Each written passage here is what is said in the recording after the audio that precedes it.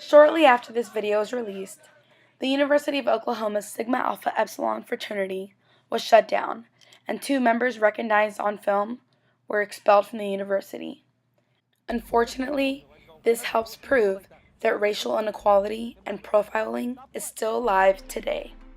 At first, the 2 men walked right in front of an officer with no true self-identifiers.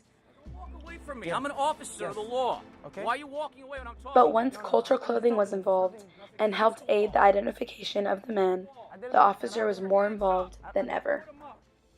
You know, it's really, really sad to say, but racial profiling is something that's very much alive today. It's something that, like I said, it's so sad, but it's true. It's a reality that we face. Like, for instance, OU with the whole issue with the fraternity and just discriminating against African Americans. It's just things that I think we all thought we were so past, that we were just so over it, and apparently we're not.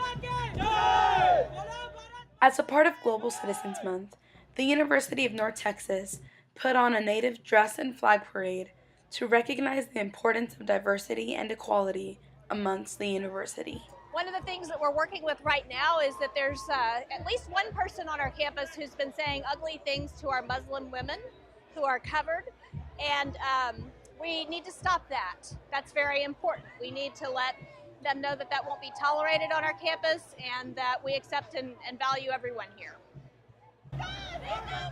The university is trying to find a way to put a stop to racial inequalities occurring around campus. It's something we've heard about recently in the case of the man who's saying ugly and obscene things to our Muslim women. And that's hate speech, and we won't tolerate it at UNT. So one of the things that's important, I think, is for people to know that that kind of thing goes on, so that if they see it happen, just like with bullying, they can step in and say, that's not okay. A television show known as What Would You Do highlights those bystanders that do step in, using hidden cameras to show how ordinary people behave when confronted with a dilemma, if they take action or walk on by. I've seen people that look like you that come in and, you know, I mean, you're making people uncomfortable. Why here. would you tell him that? I mean, I don't usually get into people's business, but it's a judgment call you're making based on how someone looks. After making a stand concerning racial profiling, the hidden cameras are revealed. You okay? I'm good, man. I'm getting a little hot here.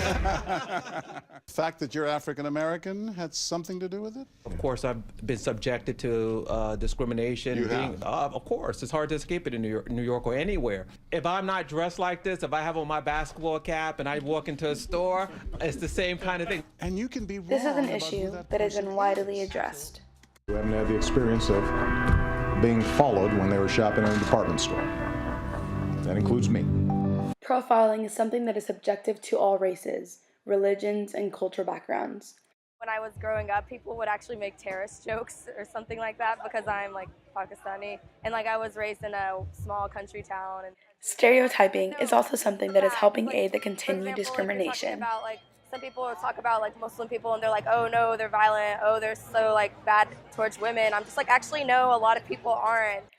Profiling and racial discrimination is something that happens on a daily basis right in front of us sometimes, without many of us even realizing it. I remember one time my family and I, we were at a restaurant and the waitress came out to us and it was time for dessert, and she was like, oh, so what would you like? And I asked her if the key lime pie was any good, just because I've never had it from that place.